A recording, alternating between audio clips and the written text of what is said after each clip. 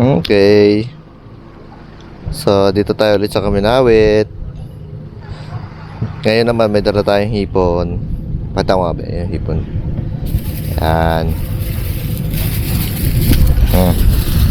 Yan. Bumili tayo ng hipon. Yung ganyan karami ngayon, 50. Doon sa palengke. So, tatry na yung mag-bait and wait yun. Gawa ko lang leader-line. Tayo nakagawa ng leader na sa bahay, dapat pala dun tayo. Pero hindi kami kasi sure na mag-bait and wait kasi kami ngayon. Parang naisipan lang. Okay. Bakit may bangka na? Kanina walang bangka. Bakit ngayon may bangka? Ala, tatang.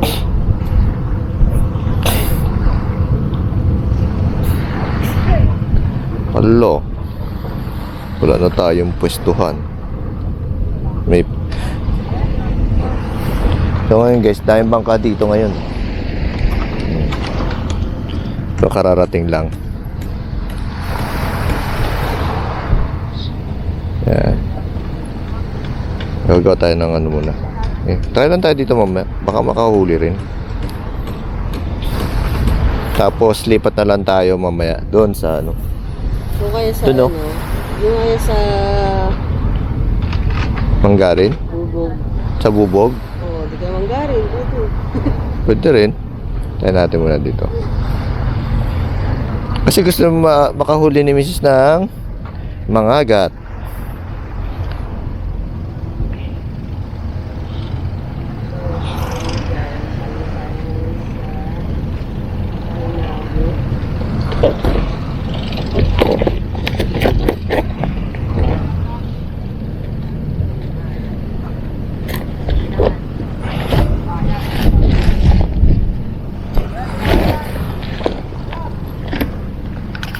Guys, ilalagay natin yung hipon. O, minsan ganito lang paglagay ko ng hipon.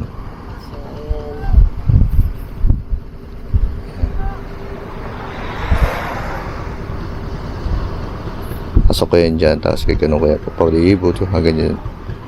Ganyan. Yan. Minsan ginagawa na iba dito lang, pagbuhay. Para na ano siya, na galaw-galaw. Pag ganito rin naman sa akin, yun, try natin ganito. Yan. Yan. Kaya dapat pagka nagpain kayo ng ganito, yung nito lang hinuli. Yung umaga lang hinuli. Kasi pagka pagpapain kayo ng ganyan na lasag na, matutunaw lang yun sa ilalim. Yan. Dalawa. Pag hindi kami nakahuli, ito luto. Try natin muna.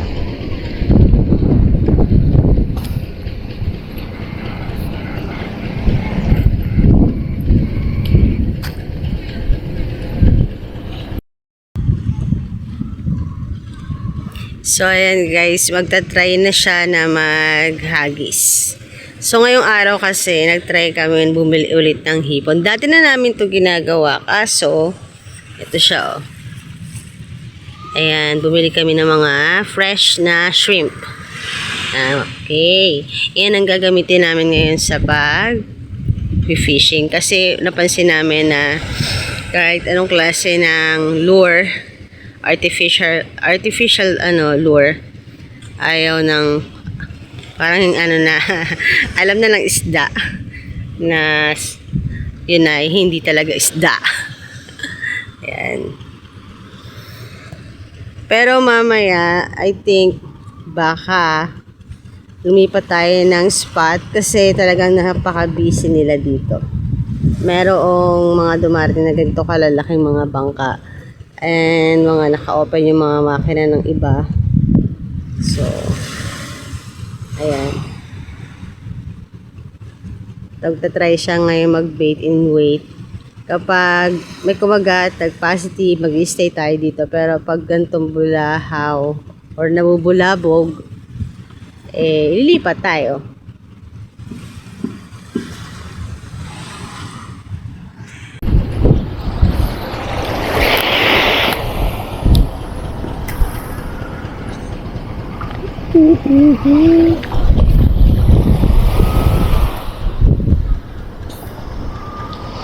Ayun, nakasap namin.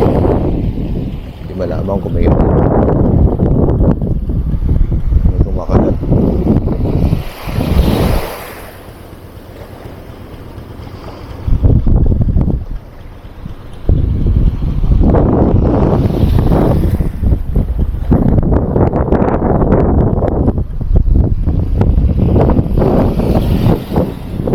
Hirap dito pagka malakas ang hangin.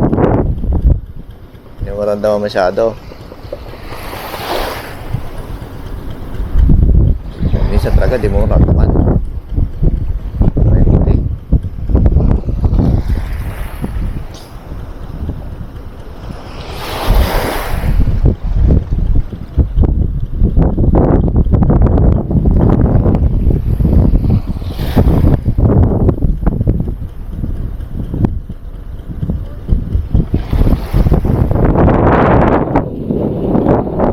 Dami. Daong.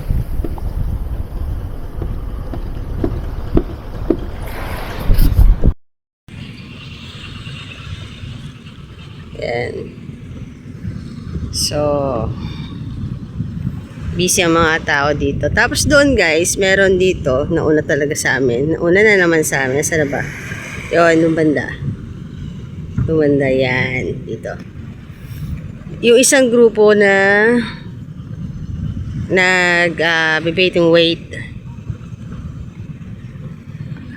Nauna na sila sa amin dito sa spot. Actually, yung spot talaga namin dito. Tsaka sila dito sa banda rito. Kaso, naunahan nga ng mga nakapark na bangka. So, we have no choice talaga para kami ay magte-testing lang dito ng ilang hagis. Then, baka lumipat tayo. Meron dun, ayun o, matakatak, nag-fish, nag-wait and bait na rin sila. Ang dami! Kala ko kayo na 4 lang sila. 5. Nasa 7 pala sila dun. Ha? Aray, may huli. Ay, pugot. Oh. Yeah. Okay. Nakahuli siya ng bugaong. 2 bugaong. Okay. Positive sa bugaong. First bugaong yan. Ang pagbabalik. Oh. Ayan, 2 ulit na huli natin. Wow. Sa hipon.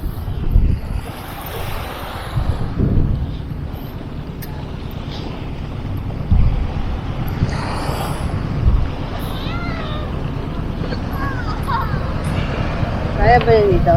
Ha? Ah, pwede yan. Kaya magpusok-pusok. So guys, ayan. Naka 2 bugaong agad tayo. Hindi lang nakuha kanina yung ano, yung pag-hook.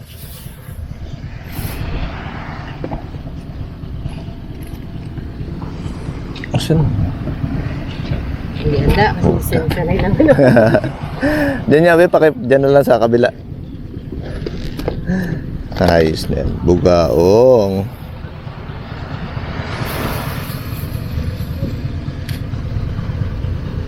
Tibay ah.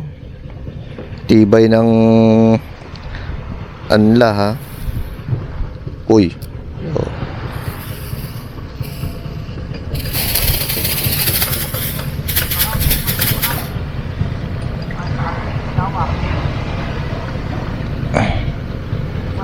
So, ito ang una nating huling ngayon sa Kaminawit.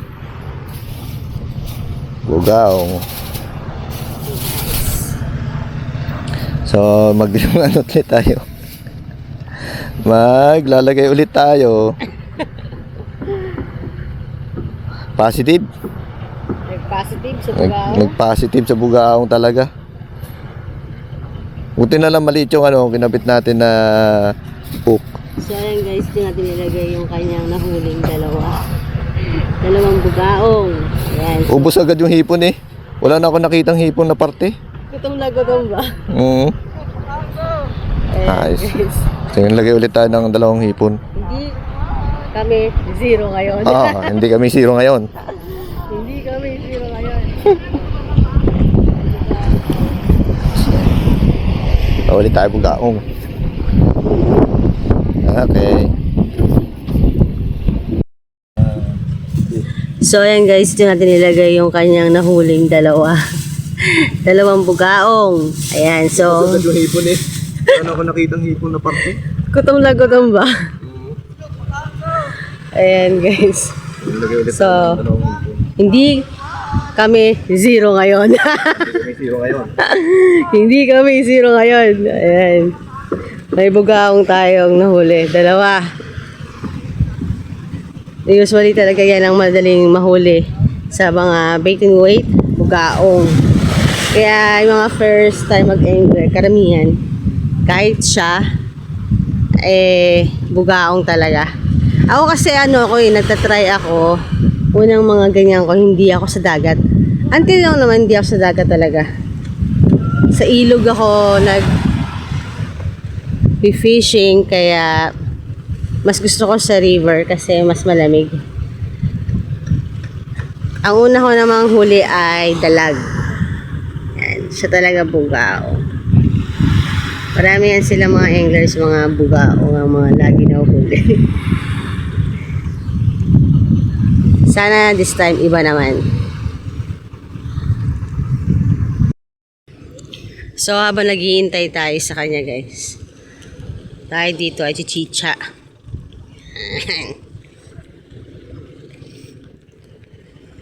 Ito ang ating breakfast. Kasi nga tanghali na tayo nagising.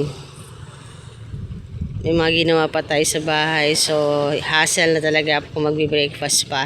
Baka maging tinapa na tayo dito o daing na tayo dito kapag tinanghali pa tayo ng punta.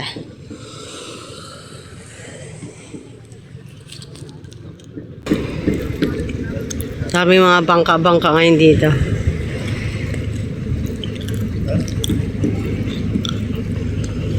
Laki-laki ng parking area dito.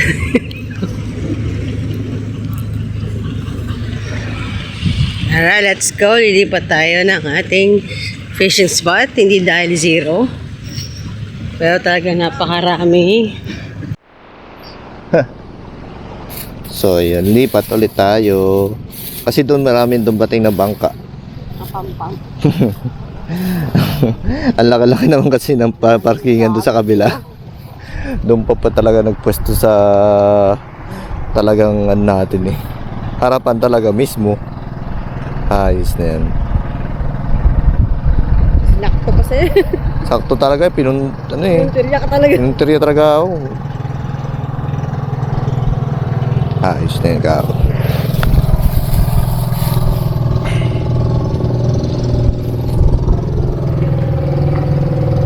Well, doon, ang pinaka-latest nating huli, dalawang bugaong, si isang bagsak natin, no? Yeah. Ah, Isip ka. Puti, nagpakitang gilas yung bugaong. Lakas ang hangin niya, hirap bumato ng ayos. Nga, tinan mo, papunta sa atin ang hangin.